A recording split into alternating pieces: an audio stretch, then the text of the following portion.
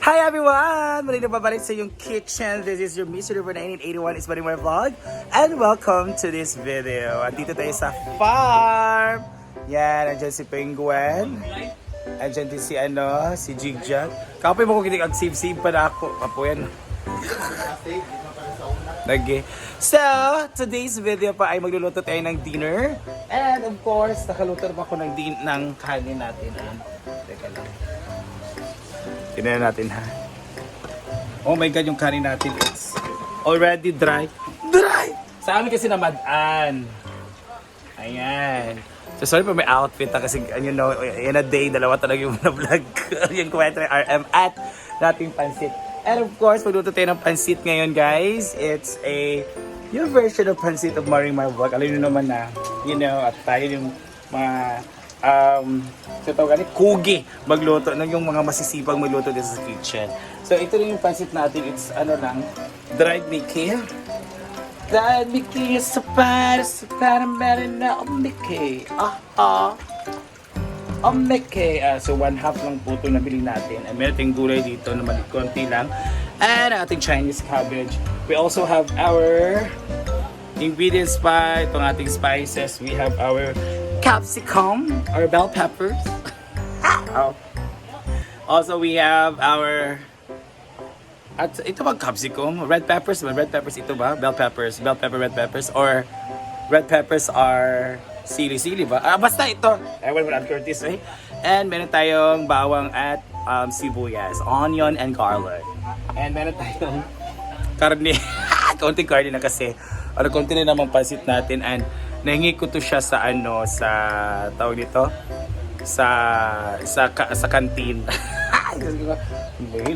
Baka naman meron kayong mga sobra-sobra dyan na car. So meron din naman daw. So ito lang naman, konti lang naman yung paano lang din. Dito kasi sa province, especially kung ako magluto talaga kasi nasanay ako na hindi bunggahan yung yung sahog na kari-karni, no? Mga ganito lang, it's very okay. Parang makaamoy lang yung ulam na merong karne or whatever, di ba? Yung simutang okay na nga cubes eh. Charot lang. So, yun, nasanay tayo na magtipid. Kaya magtitipid tayo ngayon. And talking about cubes, meron tayong cubes dito. So, meron tayong pasawag din na cubes for our pancit. And magkukuha ko ng bihon doon sa ating tindahan kasi pwede din natin itong gawing bami. So, meron siyang pansit, fresh, at bihon. Okay? So, let's go to tindahan, guys. So, mag-ano muna tayo doon. Kung ano ba. Ganun. Wait up. Yeah. So, let's go, guys. May pansit ito. Sa dahil pansit bihon o kanin. Pero ganito siya 1/2, no? 1/4. 1/4. Okay. Thank you. So, sa ato ni Sagol, wala kato yellow be, na may yellow. Wala man diya, kon mangudto kinilo man tong yellow. Ay, kon mo din na miswa man di ka na. Mangudto. So, ito ang ating isasahol. So, magiging bumpy na siya. Of course, ang ating itong ihumol.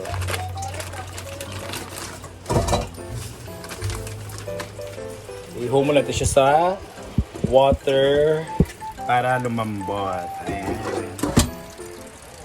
Let's prepare let's light our mga sahog. So ito spices at itong Chinese cabbage. So let's go.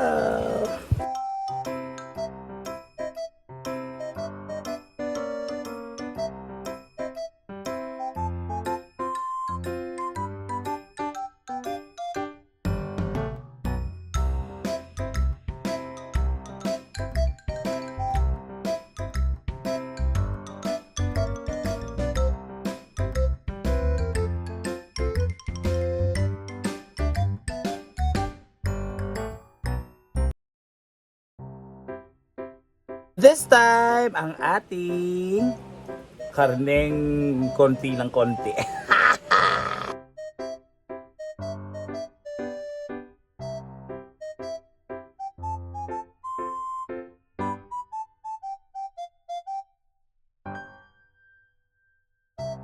Atin natin yung ingredients. We have our karneng, konting-konti lang, our atsal or bell peppers, onion, and garlic. Also, we have our cubes and our Chinese cabbage. na pwede to. Ito talaga is, gumawa kasi si Rhea dito ng kimchi. So, ito ay, tira-tira. Kaya, instead na maano siya, mabulok. So, lulutuin na natin. At ito ang ating gulay at pansit. And of course, first is after ng kawan. Dito lang kasi wala kami mga stand. I'm sorry guys. So after then ay tayo ng mantika. So konting mantika lang siya guys dahil meron tayong taba ng baboy. So itong taba ng baboy wala talagang stand guys. I'm sorry.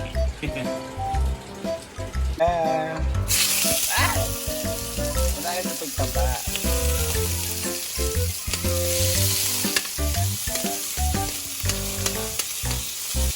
Ilisa natin siya kasi lutuin natin ang ating pansit sa sariling mantika. Sarap lang. Sa mantika ng taba ng baboy.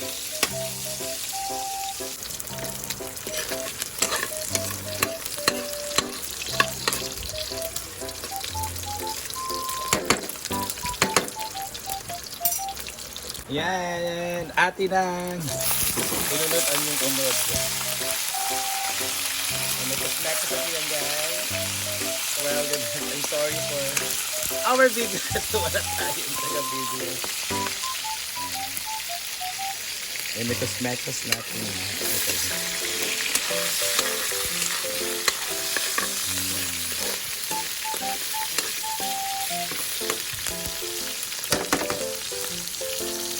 And so after na pag-fried yan guys, let's set aside. Okay ba ganyan mantika kasi masarap kapag may mantika kasi dry ito dry. So, let's have our bawang at sibuyas. Ayan, gigisa lang natin yan guys. Ayan, ihalo natin ang karne-karne. So, after magiging brownish yan, and pwede yan ang ating capsicum na may seeds pa.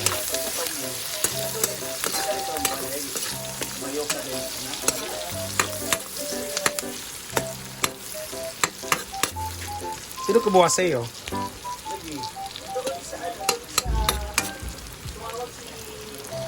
Yan, after pag-brown yan ay halo natin ating gulay. Yan. Sorry talaga for our video. So, inikas-mekas na natin yan guys. On the low heat. Para hindi siya mas yun. Plahan natin siya guys. Kahit anong gusto nyo granules. Alam nyo na kung anong hinalo ko. Huwag nyo kayong mag-bash. Dahil iba-iba tayo ng taste buds. So after that ay aluluin na natin ito. I'm sorry dahil hindi po ako nakikita sa video. So yan po rin niluto natin. Nakikita nyo naman. Gulay lang po yan.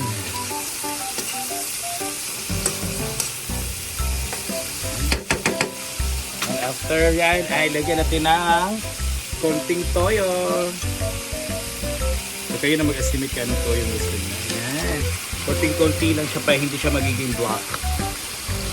And of course, naglalagay tayo ng ganito kasi para may anghang yung asin natin. Ano po? Saan ba yung ano dito? Umiikot siya. Pwede tayong pamintang dorog. Hindi na siya nagmagalaw. And mekos-mekos lang natin yan.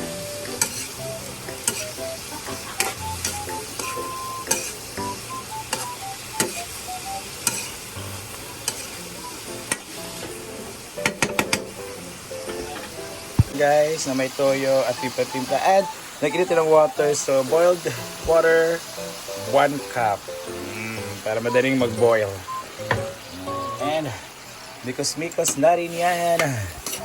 Oh yeah. Ang ganda. So pag boil yan, pansit na ating isasa. Ang ating ihalo, di ba? And of course, wala nalimutan. Before ko nalimutan. half na nor cubes. Ayan. Yun guys, it's boiling after a minute. So, ihalo natin ang ating Chinese cabbage. Ayan.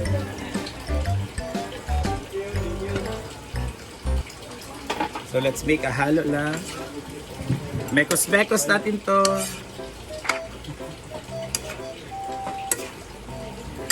Maraming gulay. Maraming gulay, mas masarap. Mas masarap pag maraming gulay.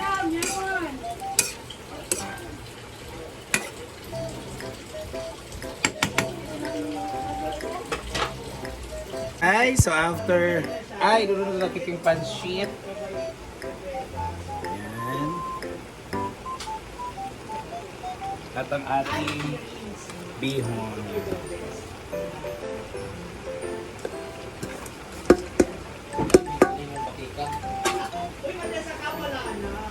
So,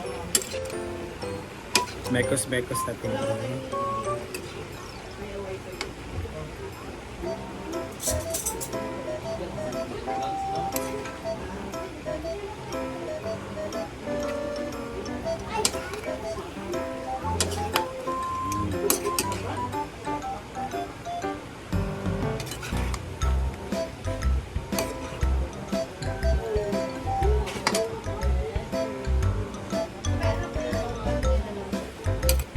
In a medium heat. Mekos-mekos natin to guys.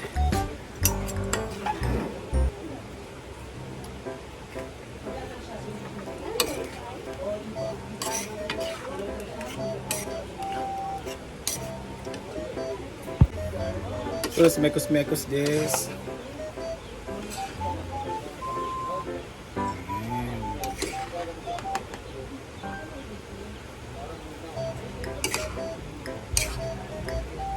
Sering ko anak.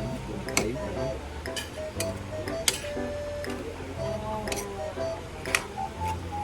Kulang sa tubig. Ano sabi?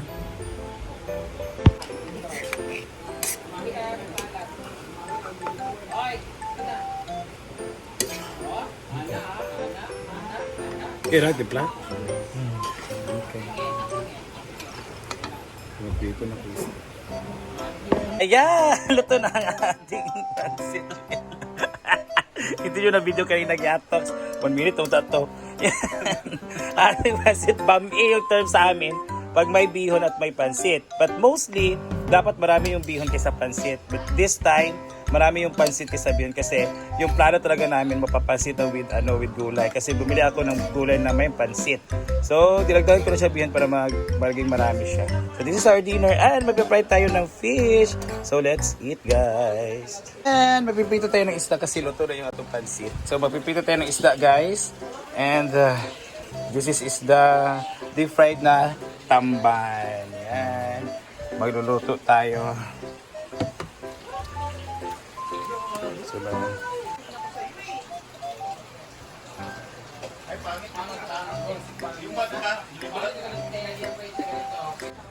So, init ah.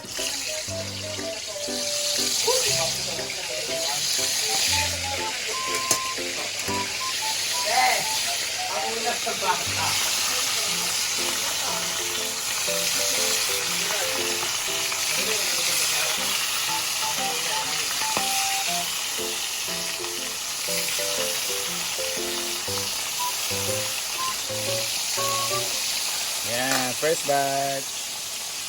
And kaunin natin yung first nating batch. So focus muna kayo sa fish. Ito talaga yung ano namin, no? Part ng aming buhay hanggang ngayon. Ito isda. Pang walang-wala talaga, ito talaga yung ulam namin. That's what we call tamban. And second batch. Fried fish for tonight, fish. Hey guys, ang sarap ng nakakain lahat. Deep fried. Let's eat.